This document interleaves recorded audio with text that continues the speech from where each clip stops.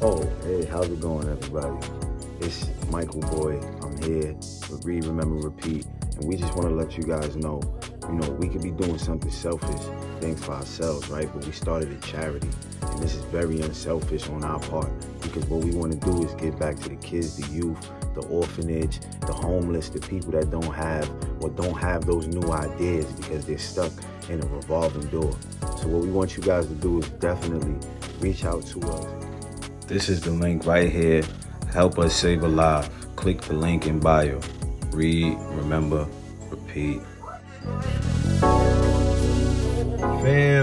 Fam. We are back with another Read, Remember, Repeat episode. That is Read, Remember, Repeat. Read, Remember, Repeat. And it's your host with the most, Michael Mugga Boy. We are back, man. You know what I mean? We definitely not letting up on this book right here.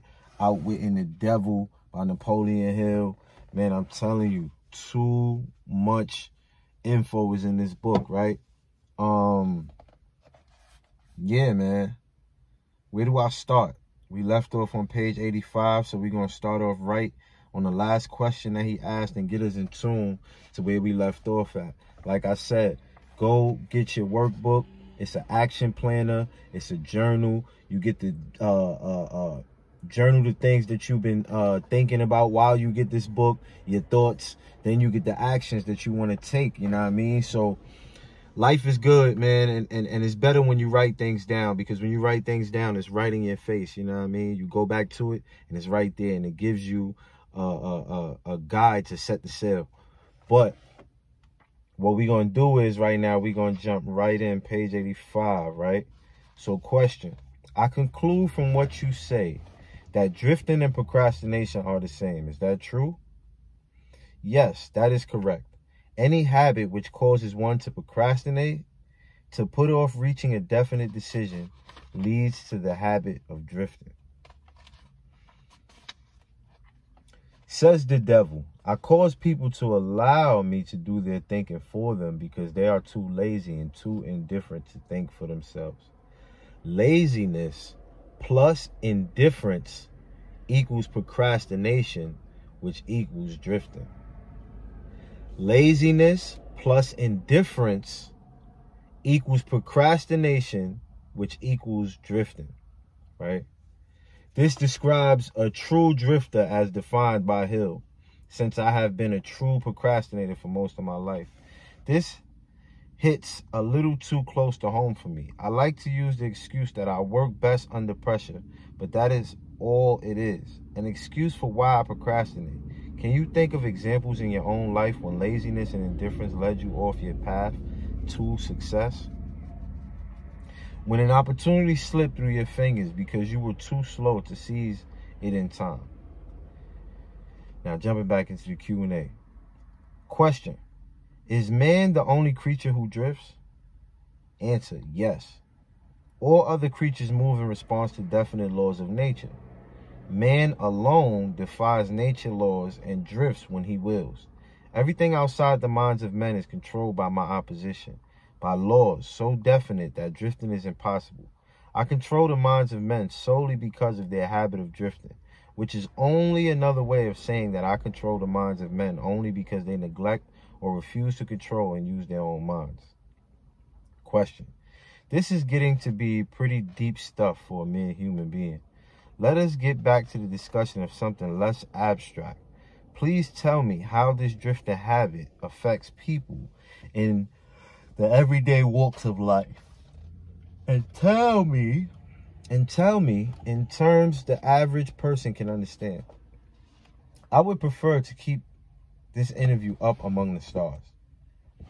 Question, no doubt you would. That would save you from being exposed, but let us come back to earth. Tell me now what drifting is doing to us as a nation here in the United States. Answer, frankly, I may as well tell you that I hate the United States as only the devil can hate. Question, that is interesting. What is the cause of this hatred? The cause was born on July 4th, 1776, when 56 men signed a document which destroyed my chances of controlling the nation. You know that document as the Declaration of Independence? Had it not been for the influence of that damnable document, I would not have a dictator running the country, and I would stop this right to free speech and independent thought that is threatening my rule on earth. Question. Am I to understand from what you say that nations controlled by self-appointed dictators belong in your camp? There are no self-appointed dictators. I appoint them all. Moreover, I manipulate them and direct them in their work. Nations run by my dictators know what they want and take it by force. Look what I have done through Mussolini in Italy. Look what I am doing through Hitler in Germany. Look what I am doing through Stalin in Russia. My dictators run those nations for me because the people have been subdued through the habit of drifting. My dictators do no drifting. This is why they rule for me, the millions of people under their control. What would happen if Mussolini, Stalin, and Hitler turned traitors and disavowed you and your rule?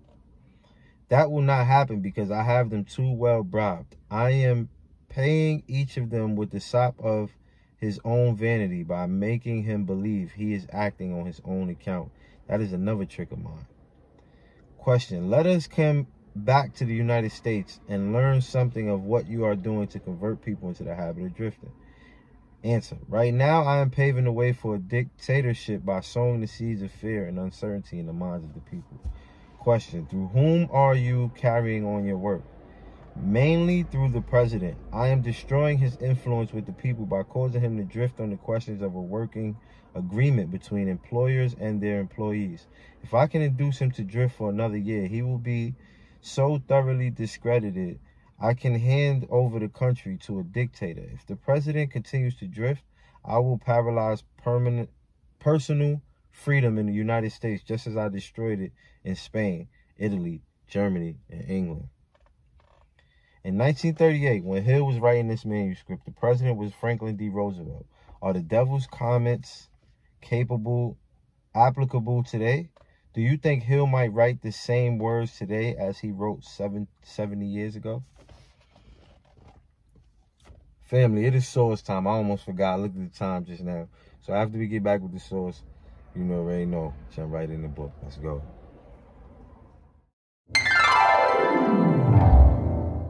One time said, surround your mind with greatness. Some of it will rub off. This is my office. This is where I start my day. And every day I read something.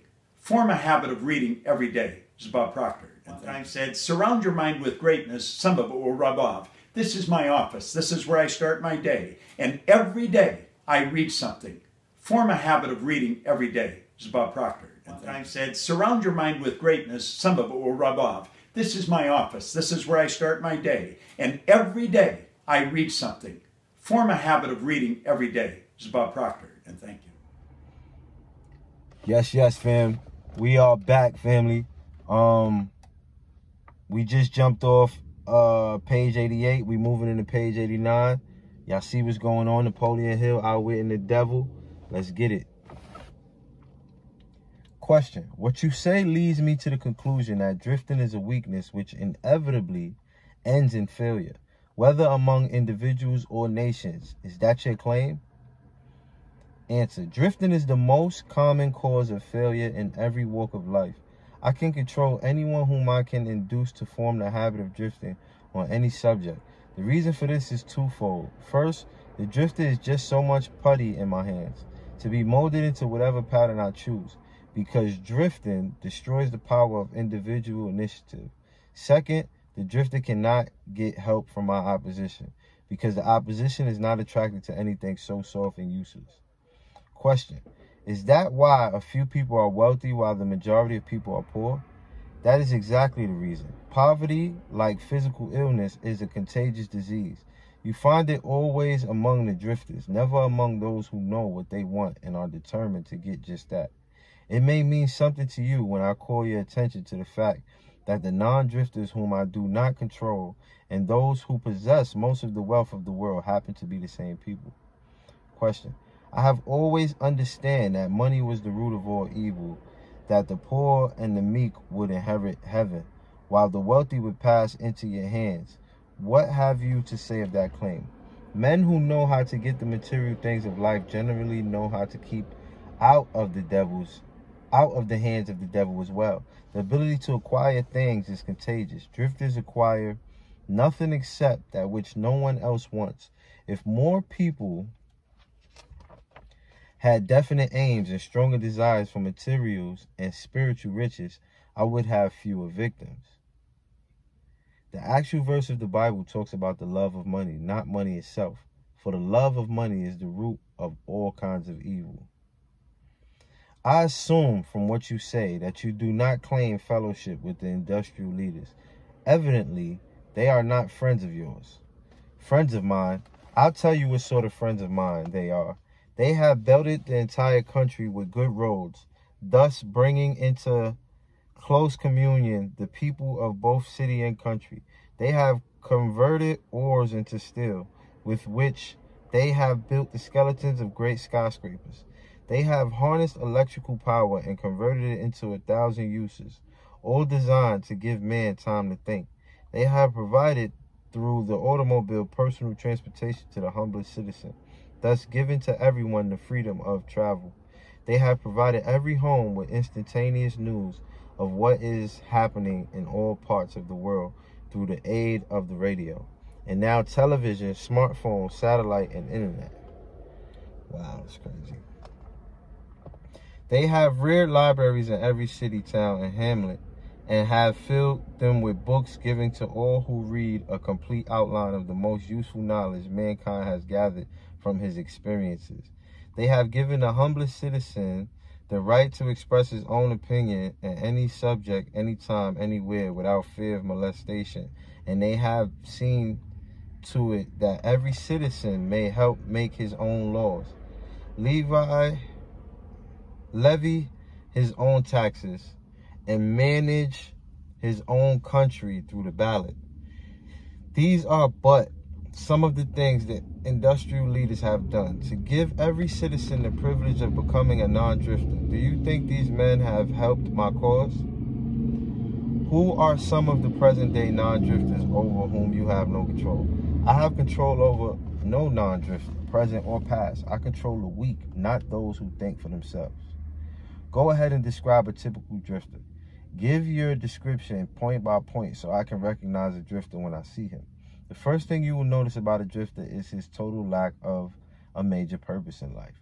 He will be conspicuous by his lack of self-confidence. He will never accomplish anything requiring thought and effort. He spends all he earns and more too.